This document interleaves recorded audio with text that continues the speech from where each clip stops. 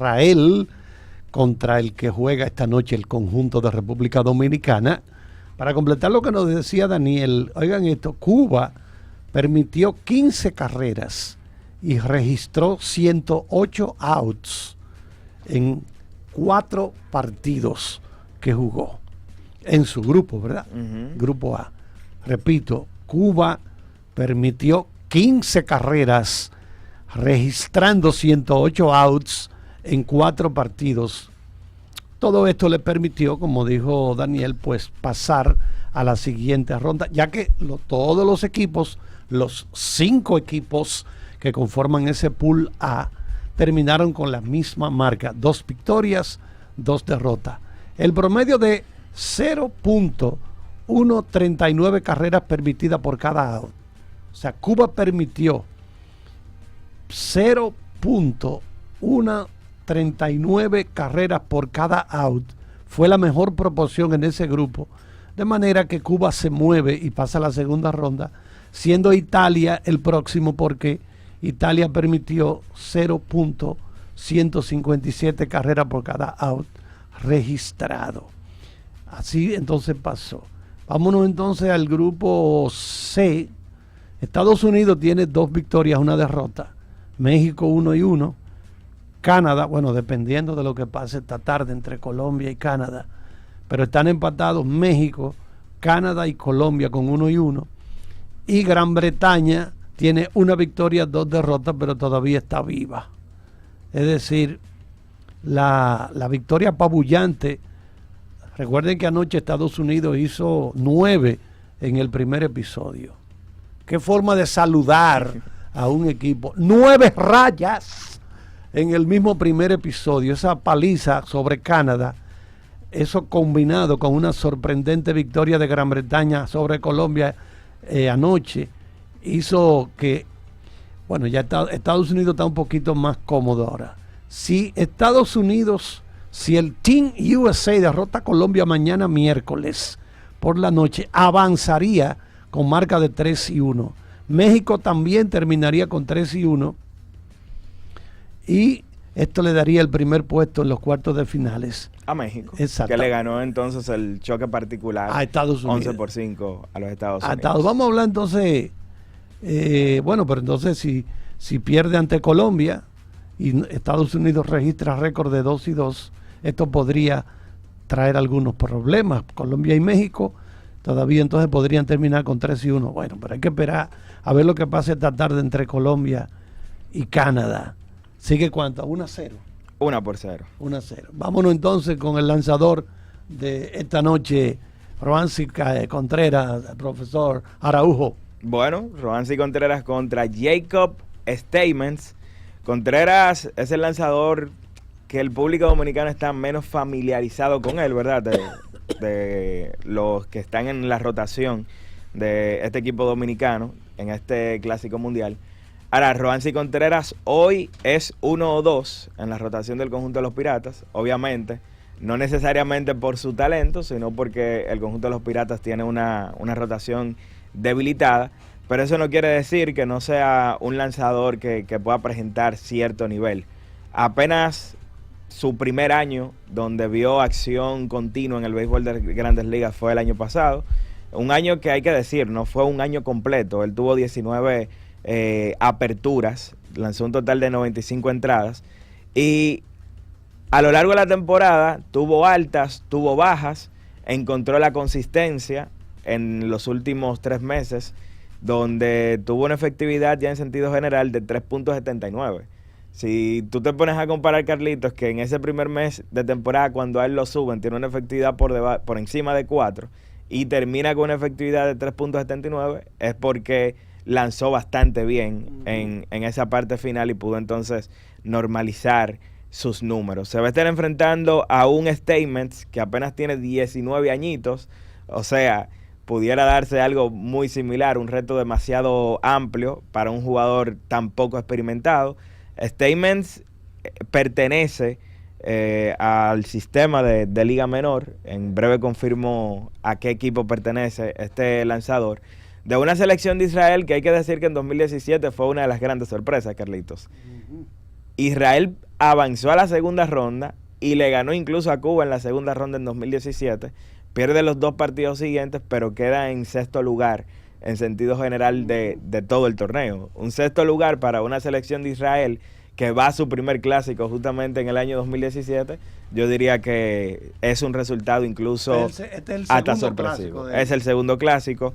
Es una selección que a nivel de selección nacional, básicamente tiene un proyecto que ahora va por 12, 13 años. Comenzó específicamente en el año 2011. Y el jugador que comenzó básicamente ese proyecto, que es como si fuera la leyenda de este equipo, el jugador más experimentado, es el lanzador de 44 años de edad llamado Shlomo Lipetz, que hay una anécdota muy interesante que cuando estaban jugando por primera vez los clasificatorios al Clásico Mundial del año 2013, él lanzó 2 juegos en días consecutivos porque Israel simplemente no tenía otro lanzador de nivel que pudiera lanzar en ese Clásico Mundial. Esta es una selección que está repleta de jugadores norteamericanos que tienen ascendencia judía. Hay que recordar que Israel solamente tiene un jugador en el béisbol de las Grandes Ligas.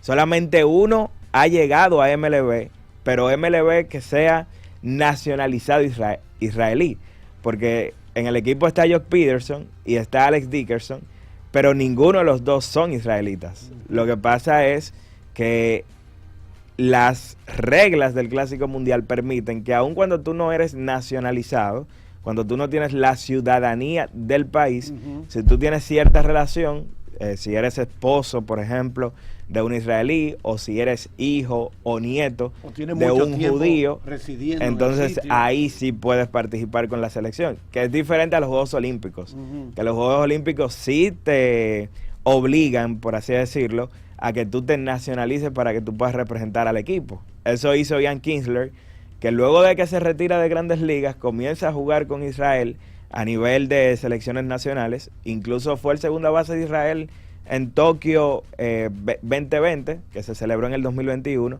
Ian Kinsler justamente va a ser el dirigente ya retirado de esta selección de Israel. Así que vamos a ver cómo nos va ante una selección que la realidad es que está mostrando una versión muy lejana a la que mostró en aquel año 2017 cuando barrió su grupo con récord de 3 victorias y 0 derrotas.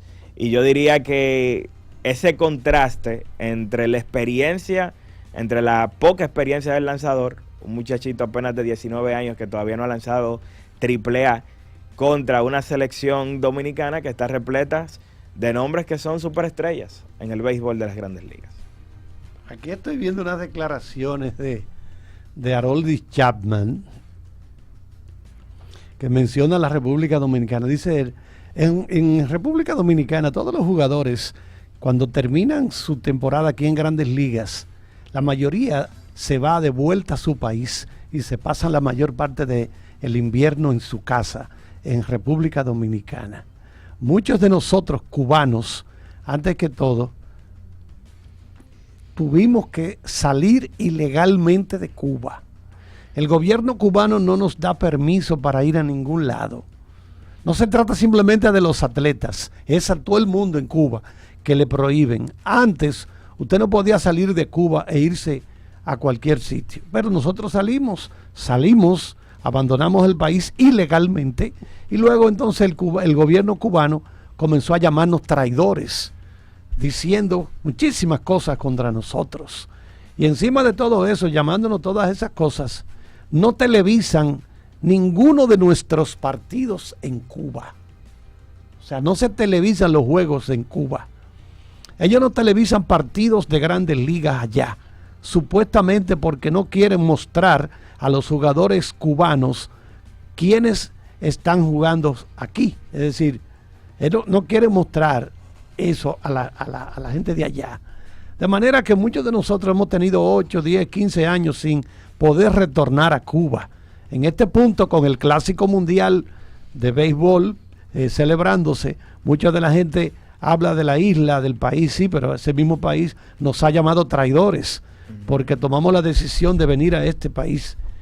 Hay muchas de estas cosas. Son más de 60 años ya que tiene el embargo estricto de Estados Unidos, pero los Estados Unidos le otorgaron permiso especial para incluir jugadores de grandes ligas y de ligas menores en el roster de este Clásico Mundial en el mes de diciembre, pero la lista de aquellos a los que se le permite unir rápidamente se achicó, sí, se encogió. Y dijeron, no, espérate, eso no. Esto sí, pero esto no, hasta aquí solamente. Pero también hay que decir que hay muchos jugadores que podían jugar y que no fueron, pero por su propia decisión, justamente por esa realidad sociopolítica que se vive en Cuba. O sea, tú me has llamado traidor y ahora quieres que te represente. Eso es lo que quiere decir. Esa fue la misma actitud, por ejemplo, de Henry Rutia, que estaba invitado para ese equipo del Clásico Mundial, pero él toma la decisión de no participar con ellos. Ya. Y en el béisbol de las grandes ligas hay un sinnúmero de figuras cubanas que podían participar y que no están. O sea, Cuba tiene a José Abreu, tiene a los hermanos Gurriel en grandes ligas, tiene a Candelita, a José Iglesias. Sí, porque ellos pudieron haber armado un buen equipo. Néstor Cortés, que fue anunciado por Estados Unidos, Néstor Cortés podía jugar por Cuba también. También, exacto. O sea, Cuba tiene en el equipo ideal un tremendo trabuco que pudiera incluso quedarse con el Clásico Mundial. Ahora, aunque podían, lamentablemente, y con su razón, muchos decidieron no representar a ese país. Sí, porque todavía aquello es una dictadura, hay que decirlo. Aquello lo controlan, por ejemplo, la mayor parte de la economía cubana la controla el GAESA, que es una división militar, una división económica de los militares cubanos. Es una dictadura lo que hay allí. Allí hay una dictadura. Incluso el presidente de la Federación Cubana de Béisbol, Juan Reinaldo Pérez Pardo, introdujo otra condición cuando en diciembre los Estados Unidos hablaron de permitir a los jugadores. Dijo en un programa de noticias en Cuba que los jugadores seleccionados serían aquellos que han mantenido una actitud positiva hacia el país y hacia el béisbol cubano. En otras palabras, aquellos jugadores que no critiquen públicamente al gobierno cubano, porque aquello, repito, es una dictadura y allí se hace lo que le da la gana al grupo que gobierna. Todavía a esta altura del juego están con esa vaina de que echándole la culpa nada más al embargo. Bueno, pues hay un embargo, bueno, pues vayas a hacer negocio con Europa, haga negocio con Asia, haga negocio con África, no haga negocio con Estados Unidos. O sea, todo es el embargo, eso como que no convence a uno. Ya tiene a unos altos con esa vaina. Entonces, háblame de Yaciel Puig. Oye, esto, no, pero eso es para uno reírse, la cosa que, porque yo pensé en eso, qué raro que ese tipo no sacó la cabeza. Yaciel Puig, creo que está en Asia, en Corea, que está ahora. Entonces, ¿cuál de los nombres, Araujo, del roster de Israel, aparte de Jock Peterson, que tú nos mencionaste, cuáles son algunos de los nombres que la gente puede conocer? Bueno, ellos tienen varios jugadores grandes ligas, pero no necesariamente la gente los conoce. Por ejemplo, ahí está Richard Blair, que actualmente pertenece al roster activo de los Mediarrojas de Boston. Está Robert Stock, que pertenece al conjunto de los Cerveceros de Milwaukee. Está el relevista de los Atléticos, Jake Fishman. Esos son, junto a Peterson y Alex Dickerson, los únicos 5 jugadores que están en el béisbol de las grandes ligas. Ahora, ellos tienen 2 prospectos, que son los hermanos Geoff, incluyendo a Zach, que es el prospecto número 3 del conjunto de los Atléticos de Oakland. De manera que es un talento que tiene muchísima proyección. Él juega tanto la segunda como la antesala. Incluso ya ha jugado AAA. Se proyecta que pudiera estar en grandes ligas en algún punto de este año 2023.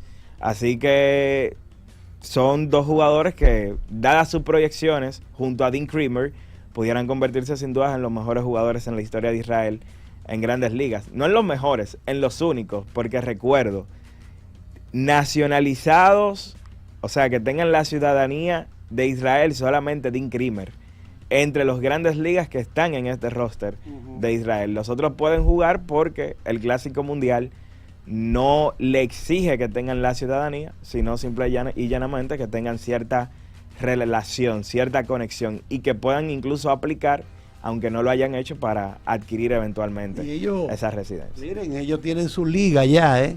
Sí. Ellos tienen su liga en Israel. No recuerdo, pero me parece que algunos dominicanos han pasado por allá. Jugadores que ya agotaron su circuito por aquí, ¿verdad? Organizaciones de grandes ligas o ligas menores, México, etcétera, han ido a Italia a jugar. Si mal no recuerdo, Araujo, Satanás Heredia Satanás Heredia tiró en Italia. No sé si fue a Israel, pero creo que en Italia sí, Satanás Heredia, que es relevista de las Estrellas Orientales. Pero creo que me parece que él estuvo en Israel, porque imagínate, esos pesitos hay que buscarlos donde sea. Claro. Si aparece, si del infierno te llaman, mira, atiende, Kianci, del infierno un contratico, ¿qué te parece, Kianci? Tú arrancas para allá. No, porque ahí está el diablo. No Mira, se puede, Carlitos, no se puede. antes de abrir nuestras líneas telefónicas, antes de irnos a la pausa, jugadores actuales que hay en el béisbol de las grandes ligas y que tienen cierto nivel, ya mencionábamos algunos de Cuba, pero escucha estos nombres para que tú tengas una idea del nivel que hubiese podido presentar la selección de Cuba en caso de llevar a su equipo ideal. El mejor bateador después de Aaron Josh, de Mike Trout y ahí mismo al ladito de Juan Soto, que tiene el béisbol de las grandes ligas hoy, es cubano, Jordan Álvarez. Está de los Astros de Houston, está Adolis García, Randy Arozarena, José Abreu, que fue jugando por México. Sí, José Abreu, que fue MVP en el año 2020, Jorge Soler, que fue MVP de Serie Mundial con el conjunto de los Bravos de Atlanta, Aledmis Díaz, Joan Moncada y Luis Robert están con el equipo, son los únicos dos grandes ligas que están. Yandy Díaz, que es un jugador que no tiene poder, pero es el cubano que más envasa, o sea, un porcentaje de envasarse cerca de 400. Están los hermanos Gurriel, tanto Yuli como Lourdes. Está Yasmani Grandal, que hasta hace unos años era uno de los mejores receptores que tenía el béisbol de las grandes ligas. Y también está el jugador de tercer año de Cincinnati, José Barrero, José Iglesias, Aledmis Díaz. Y en materia de picheo, Néstor Cortés, Raisel Iglesias, que es uno de los mejores relevistas que tiene el negocio, Cionel Pérez, que este año al lado de Félix Bautista fue la principal pieza de relevo que tuvo el conjunto de los Orioles de Baltimore, que fue incluso la fortaleza de ese equipo, tuvo uno de los mejores relevos junto a Cleveland de toda la Liga Americana. Pero ese equipo también tiene a Vladimir Gutiérrez, que es abridor en el conjunto de los Nacionales de Washington, y un nombre que ya tú mencionabas con las declaraciones que daba, como Aroldis Chapman, que va con Kansas a partir de este año, y que aunque no terminó bien por ciertas situaciones que se dieron, cierta fricción con el conjunto de los Yankees de Nueva York, por cómo terminó la temporada y que eso dio al traste a que lo dejaran fuera del roster de la serie divisional, y por eso esa relación no terminó bien.